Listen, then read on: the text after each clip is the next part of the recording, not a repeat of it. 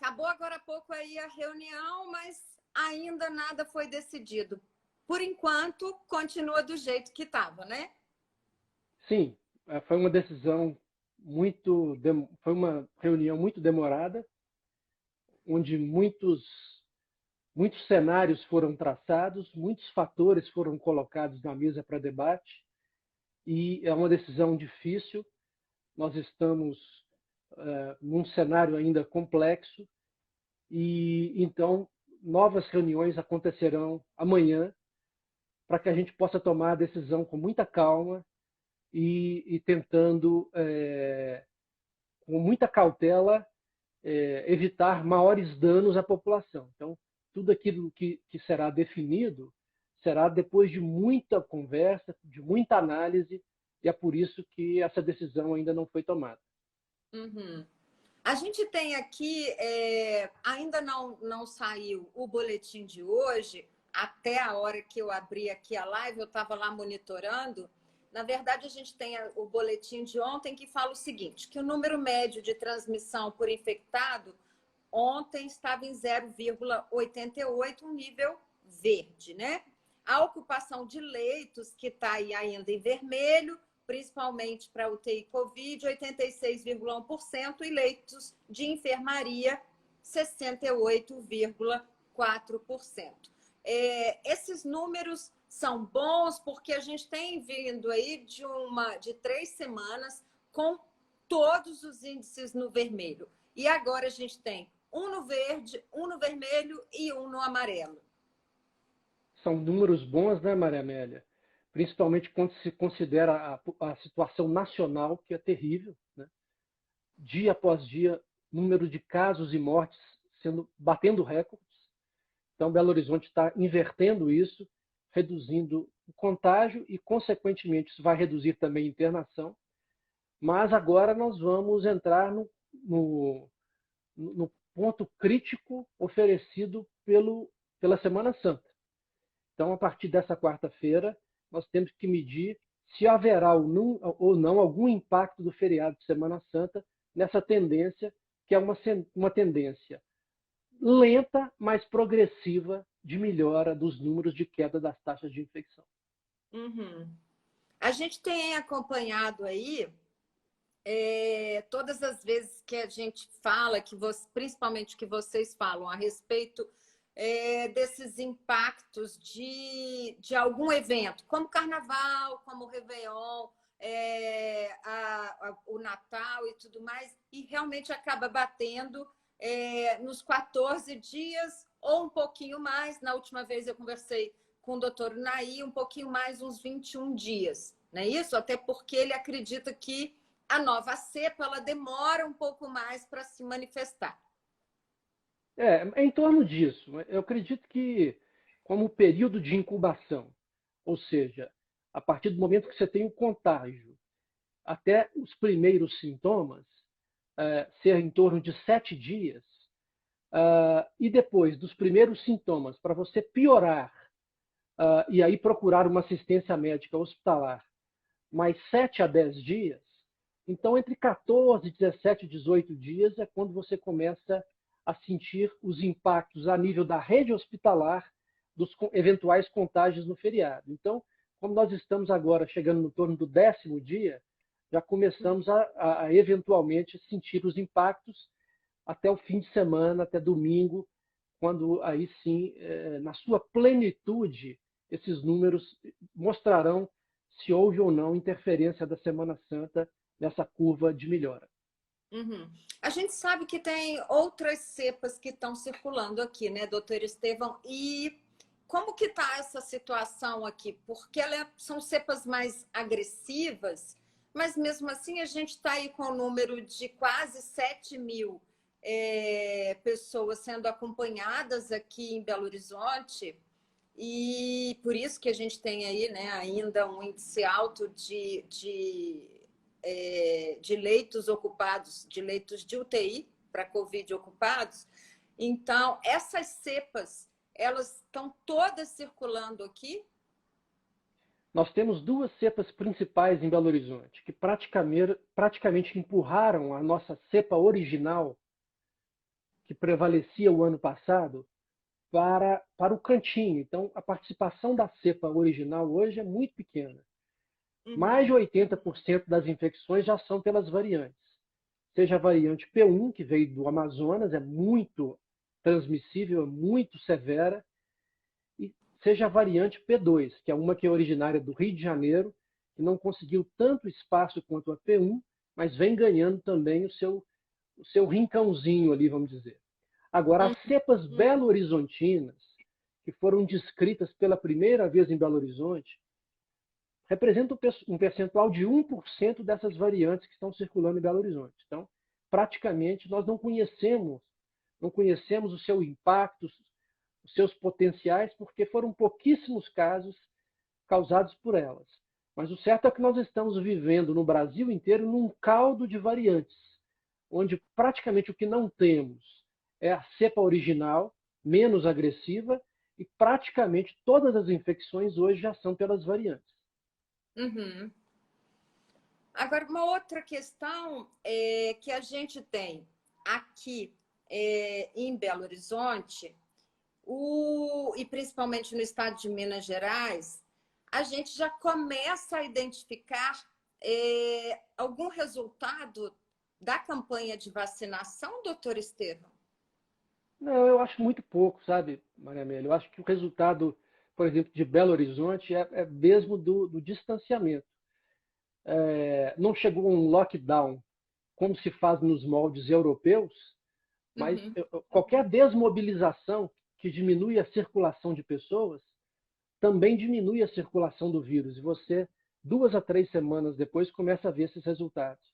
Porque o percentual de pessoas vacinadas é muito pequeno em relação àquele chamado efeito rebanho, que necessita de 60%, 70%, até 80% das pessoas vacinadas para ele, então, impactar no desempenho coletivo. Então, eu acredito que talvez ali naquele nicho de idosos, naquele subgrupo, a gente possa ter já algum ganho com a vacinação. Mas quando você pega a população como um todo, eu acho que esses relacionados ao distanciamento. Eu perdi sua última frase, aí deu um problema na conexão. Ah, tá. É o seguinte, eu estava falando que talvez naquele subgrupo de idosos que foram já vacinados, quando você analisa só aquele fragmento populacional, talvez ali a gente já perceba o impacto também da vacina. Mas quando você trata da coletividade, quando uma pequena parcela, apenas 10% da população já vacinada, isso é muito pouco para acreditar-se num efeito rebanho. Então, nós provavelmente estejamos colhendo hoje resultados mais do distanciamento e menos da vacinação. Por isso é que o distanciamento ele tem a função da melhoria dos resultados a curto prazo, que será sustentado no médio e longo prazo pela vacinação. Então, o distanciamento é para apagar o incêndio e a vacinação é para evitar o incêndio.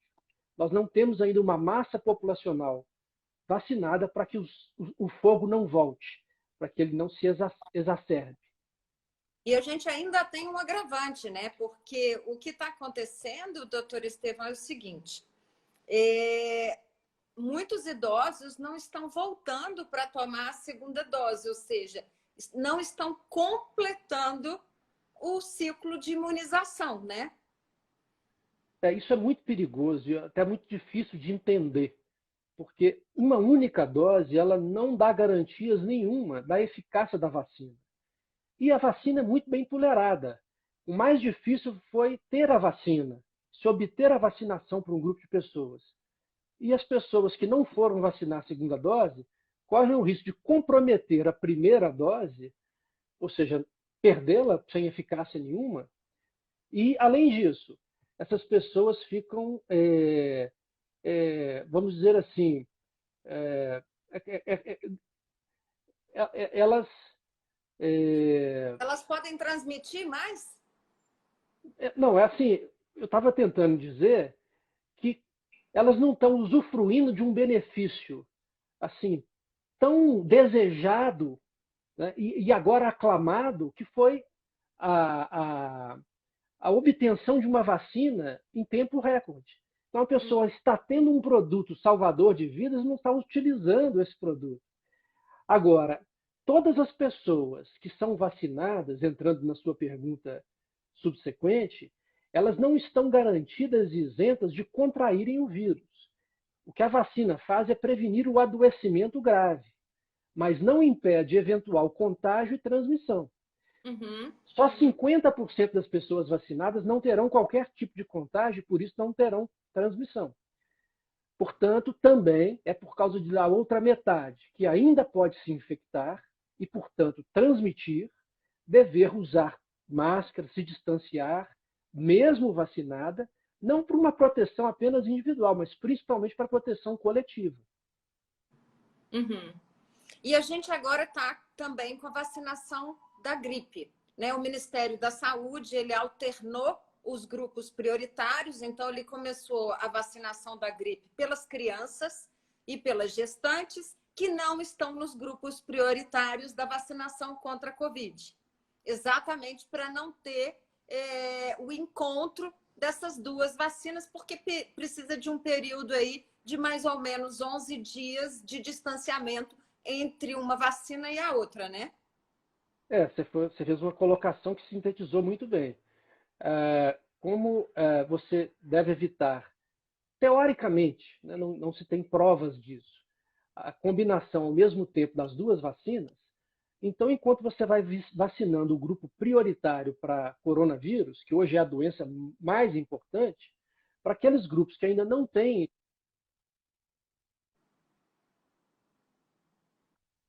Te Para perdi de aqueles novo grupos aí. que. Desculpa. Estou falando que é uma medida inteligente, porque, como não há comprovação da eficácia e segurança das duas vacinas dadas em conjunto, então você vai aplicando as doses naqueles grupos prioritários para coronavírus, e enquanto não chega para crianças e para grávidas, né, para gestantes, você dá uma outra vacina super importante, que é a da influenza. Então é um mix bastante inteligente que leva em consideração a lógica do funcionamento dessas vacinas. E aí, nesse caso, a gente pode, inclusive, fazer um comparativo, né? Quando começou a vacina da gripe, muitas pessoas tinham dúvidas, não queriam tomar a vacina. Normalmente ela era paga. E isso quando começou há 17, 18 anos, né? Mas o que a gente pode ver com essa vacina e que a gente pode fazer um comparativo é que a gente às vezes fica gripado, mas a gripe ela é muito mais amena do que se a gente não tivesse tomado a vacina. E aí é a mesma coisa que acontece com a vacina da Covid, né? É exatamente a mesma coisa, né? O raciocínio é idêntico. Ele pode ser transportado daqui para acolá. Não difere.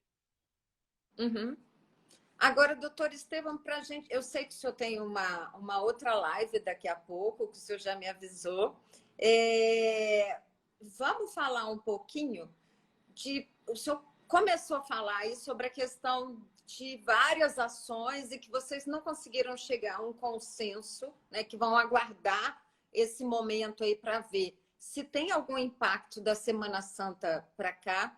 Mas tem aí algum indicativo de flexibilização aqui para Belo Horizonte?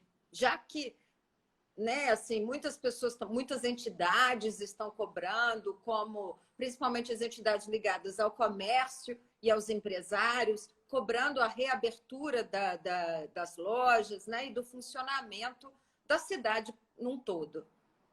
A gente entende perfeitamente todos os clamores, né, Maria Amélia? Por isso que essas decisões elas têm que ser feitas com muita responsabilidade, com muita cautela, ouvindo todos os atores.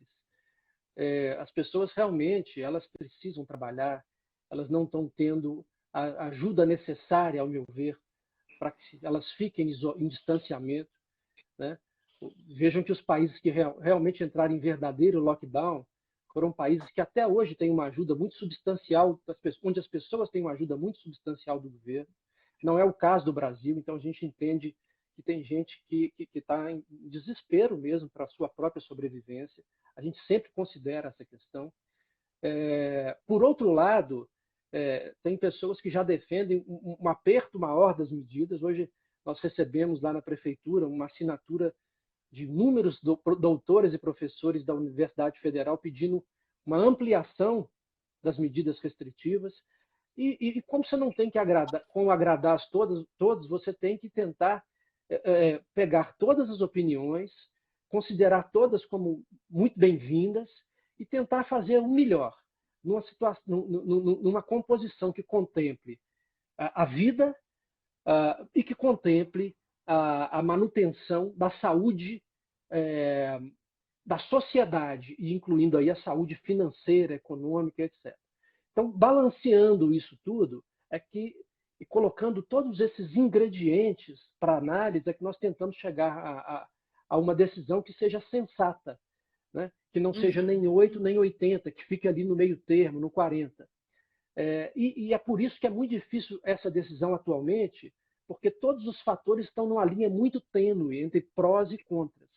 Então, por isso que vai ser necessário mais uma ou duas reuniões de várias horas para tentar chegar a alguma conclusão. Agora, sempre tentando contemplar também essas pessoas que clamam para a volta do seu emprego, para que volte à sua normalidade profissional. Agora, nunca deixando de lado a responsabilidade da manutenção das vidas. Essa equação é uma equação extremamente difícil e nunca vai agradar 100% a todos, né? Então, a ideia é tentar fazer tudo da forma mais racional, sensata, e a gente tenta realmente, e vamos tentar achar uma fórmula de fazer algo que seja o mais correto possível e que tenha uma margem de erro pequena, vamos dizer assim. Uhum. Eu não sei se você conseguiu perceber isso, mas eu consigo perceber quando eu vou ao supermercado que o número de pessoas na rua diminuiu drasticamente. O número de pessoas na rua diminuiu drasticamente. E diminuiu que, muito. infelizmente, ainda tem gente que não usa máscara, né? Diminuiu muito, né? Essa diminuição trouxe resultados e Belo Horizonte está se descolando do país em termos de tendências. Então, a gente agradece muito, muito a compreensão dessas pessoas. Óbvio que não dá para conseguir o sucesso absoluto, né? Sempre poderia ser melhor, mas a gente tem que olhar o lado, ou a metade cheia do copo. Agora, como eu sempre falo, para aquelas pessoas que até hoje não se conscientizaram que usar máscara é fundamental para a segurança individual, mas também pela empatia da segurança coletiva, essas aí eu não acredito muito mais que vão usar, infelizmente. Eu acabei perdendo o seu finalzinho de novo. Deu um pane aí de novo, uma pane aí de novo. Tá, eu estava comentando, eu que peço desculpa. Eu estava comentando que a gente agradece muito as pessoas que estão fazendo o seu papel, ficando em casa, tem contribuído muito para a melhora dos números em Belo Horizonte. Óbvio que 100% de sucesso dessas estratégias é impossível, mas a gente tem que olhar o lado cheio do copo.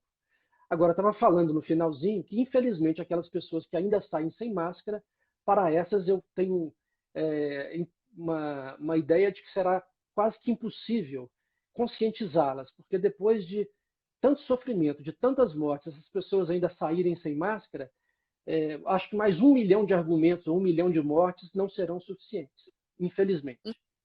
E 1 ano de pandemia e 1 ano e 1 mês quase que as pessoas, né, todo mundo dentro de casa, em isolamento e tudo mais, né? É isso aí.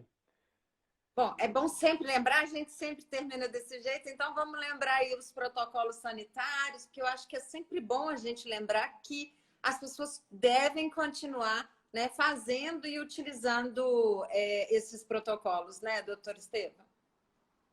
Esses protocolos eles nunca mudaram, eles devem ser aprimorados, o vírus é mais agressivo hoje, as variantes exigem mais cuidado.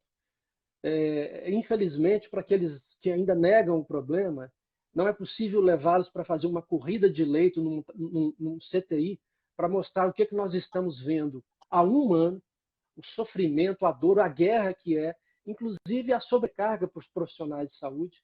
E o que nós podemos fazer para minimizar esse problema até que a vacinação se massifique? Sair o mínimo possível, não se aglomerar. Ao sair, tentar voltar o mais rápido para casa e 100% do tempo com máscara. A máscara hoje é a nossa vacina. Para aquele que ainda não recebeu a dose no braço, a máscara do rosto é muito importante para evitar o adoecimento e a transmissão. São protocolos simples, eles não exigem um sacrifício exagerado das pessoas. É óbvio que não é gostoso. Nós vivemos já um ano de pandemia, há um desgaste. Mas se nós botarmos na balança o benefício de usar-se uma máscara, quantas vidas poderão ser salvas, e a dificuldade para se usar uma máscara, é muito fácil de entender que o custo, o benefício é muito, muito superior ao incômodo de se fazer essa ação cidadã que protege a vida de muitas pessoas. E uma última pergunta, como é que estão os kits de intubação aqui em Belo Horizonte? Já chegou a uma normalidade? Não, pelo contrário. Estamos vivendo um momento crítico, está por um fio de não haver esses estoques de medicamentos, e já está acontecendo em algumas cidades do país, pessoas entubadas terem que ser amarradas na cama para não retirarem o tubo de tão incômodo e tão agressivo que é. Então, isso é muito difícil, é uma situação absolutamente inaceitável, mas nós estamos ali lidando com um estoque extremamente exíguo e, por isso, cada internação que é evitada, cada CTI, cada vaga de CTI que não precisa ser preenchida, nesse momento está significando uma diferença muito grande entre você tratar digna ou indignamente os cidadãos. Então, esse é um ponto extremamente nevrálgico, mostrando o que é a pandemia. A pandemia envolve tudo. Envolve a vida, envolve o setor econômico, envolve o psicológico das crianças, o emocional da população e até o que nós não imaginávamos antes, a falta de medicamentos, não para o tratamento direto, mas indireto da Covid, que é o sedativo, o analgésico, o antibiótico e outros itens que são fundamentais e que começam a faltar por essa loucura que nós estamos vivendo, que é essa pandemia. Tem uma pergunta que eu ia até te fazer. A gente aqui em Belo Horizonte tem quase muito mais doses da Coronavac, mas tem uma pergunta de uma pessoa que já subiu ali, eu não vi quem é, que ela fala o seguinte: qual que é a diferença da AstraZeneca para tomar com menos de 60 anos, que tem uma indicação para tomar, não tomar com menos de 60 anos? Como é que é isso? Isso existe mesmo ou não? No Brasil, não. No Brasil, não. No Brasil, não. Não tem.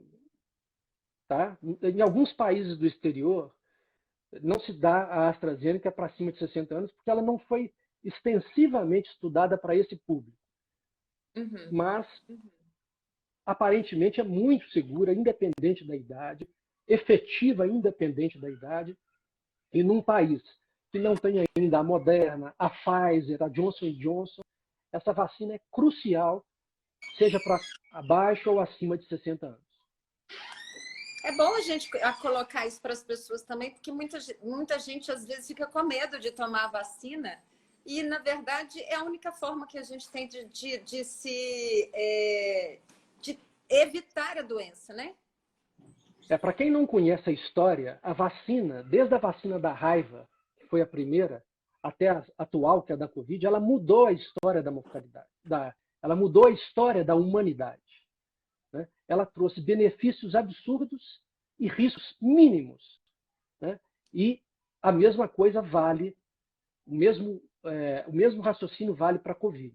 É a única forma que vai manter sustentável a normalidade, a volta à normalidade do mundo. Sem a vacina, o mundo não volta mais à normalidade. Muito obrigada mais uma vez pela sua participação aqui, pelos seus esclarecimentos para todas as pessoas que estão nos assistindo aqui, doutor Estevão. Eu que agradeço, Maria Amélia. Obrigado pelo espaço, pela possibilidade de estar interagindo com as pessoas. Desculpe pelos problemas técnicos que eventualmente apareceram aí. Um grande abraço para você, um grande abraço a todos. Quem sabe, em breve, a gente está aí conversando de novo com melhores notícias. A gente espera, né? Pelo menos a gente agora, antes a gente conversava sem vacina, agora já tem vacina. Então, as coisas vão caminhando lentamente, mas caminham. Exatamente, né? Com certeza. Perfeito. Bom, muito obrigada. Lembrando para todas as pessoas que nos acompanharam aqui, primeiro, muito obrigada a todas as pessoas que nos acompanharam. Lembrando que essa live ela fica salva aqui no IGTV do Instagram do Hoje em Dia. Você também pode assistir no canal do YouTube do Hoje em Dia ou indicar para alguém ler no portal do jornal Hoje em Dia. O Hoje em Dia ao vivo tem o apoio das faculdades Kennedy Promove. Hoje eu conversei aqui com o doutor Estevão Urbano, que é infectologista. Ele é do Comitê de Enfrentamento à Covid-19 da Prefeitura de Belo Horizonte, que veio falar um pouquinho para a gente aí por que ainda, né, o prefeito ainda não decidiu a flexibilização aqui na cidade, né, neste momento em que muitas pessoas estão cobrando essa atitude. Então, muito obrigada pelos seus esclarecimentos mais uma vez. Uma boa noite. Boa noite, eu que agradeço. Tchau, tchau.